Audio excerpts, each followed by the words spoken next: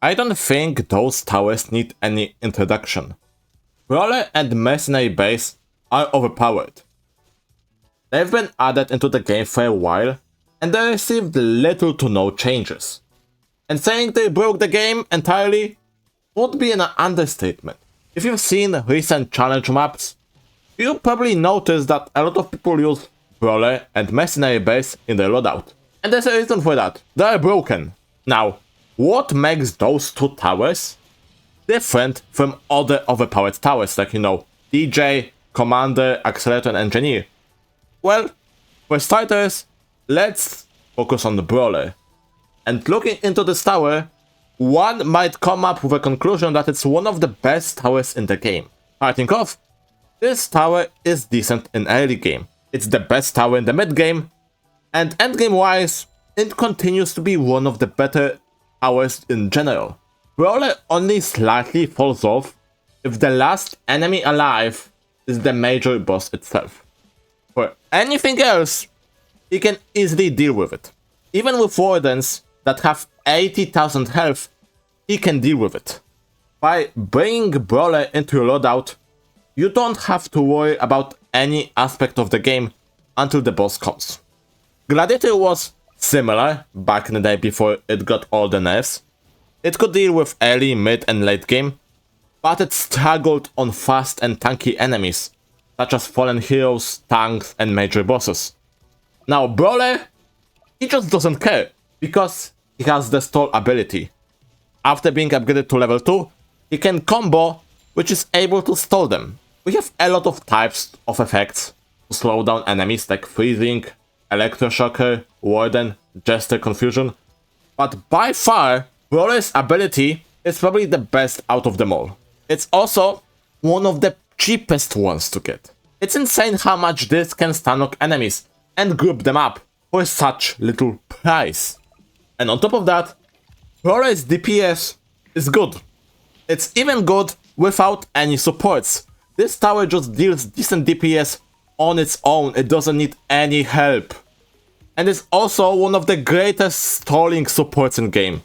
I myself think that Brawler is right now probably one of the best towers in the game. I don't think anything else can top Brawler right now.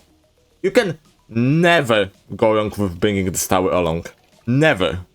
The only downside to this tower is the placement limit of 10. But it doesn't really matter because having 10 of them just is enough. It is just enough for you. You don't need any more.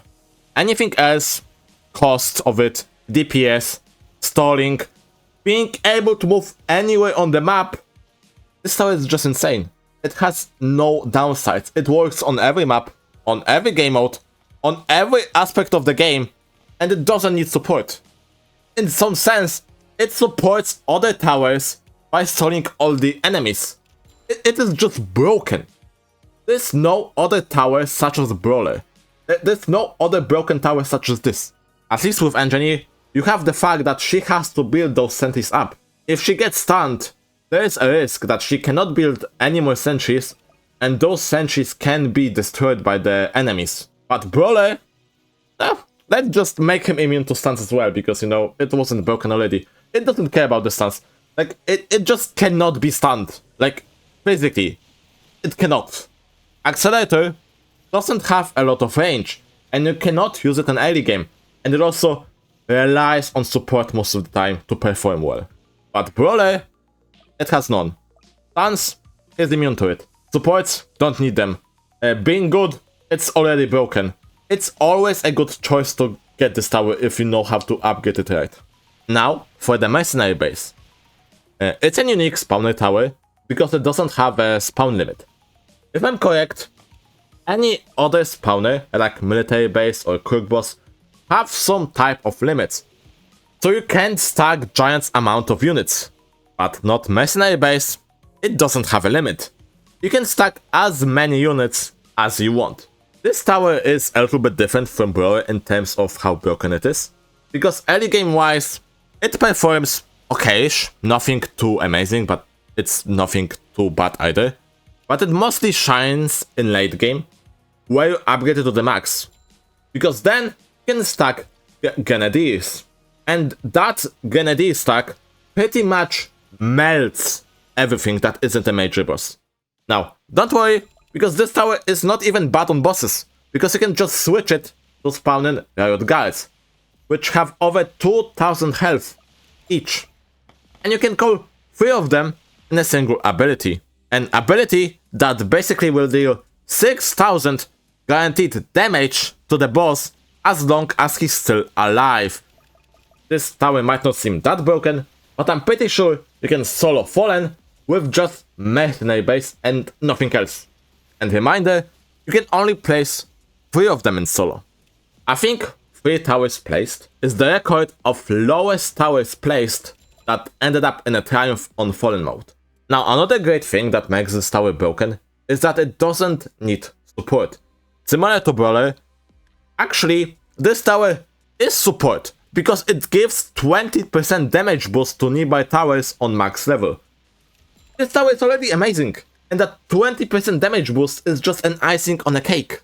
Combine this tower with Brawler, which groups up all enemies, and then spam Grenadiers, and you will have an unstunnable combo that will group all enemies up, and then they will all blow up of Grenadier spam.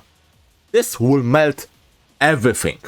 You quite literally don't need any other towers that may be fine for this to work.